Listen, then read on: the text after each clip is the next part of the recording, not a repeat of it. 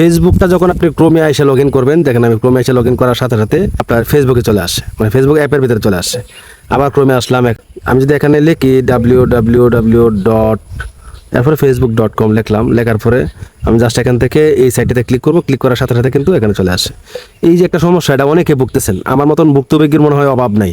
এখন এই সমস্যা থেকে বাঁচতে আপনাকে যা করতে হবে আমি দেখিয়ে দিচ্ছি। ক্রোমে আপনি 24 ঘন্টা ফেসবুক ব্যবহার করবেন, কোনো আপনার ক্রোম থেকে এখানে অ্যাপ সরাসরি ফেসবুকে আসবে না, ঠিক আছে? এই সমস্যাটার ভুক্তভোগী অনেকেই, আমি নিজেও ছিলাম, তো এটা সমাধান করতে পারছি। এখন আমি দেখাই দিচ্ছি যে আপনি ক্রোমে গিয়ে ফেসবুকটা লগ ইন করবেন, কিন্তু আপনার এই ক্রোম থেকে ফেসবুকটা আপনার এতে আসবে না, মানে সরাসরি ফেসবুকে চলে আসবে না।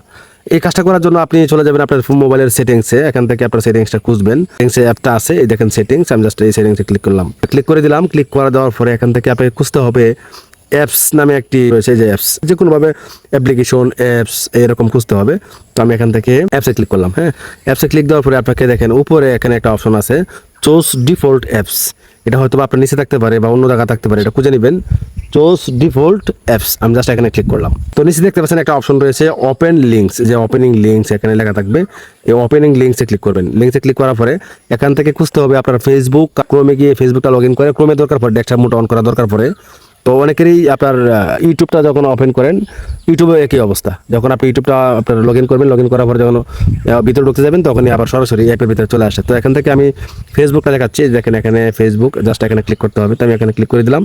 এখানে ক্লিক দেওয়ার পরে এখানে একটা অপশন দেখেন ওপেন আছে, মানে সুইচটা অন করা আছে।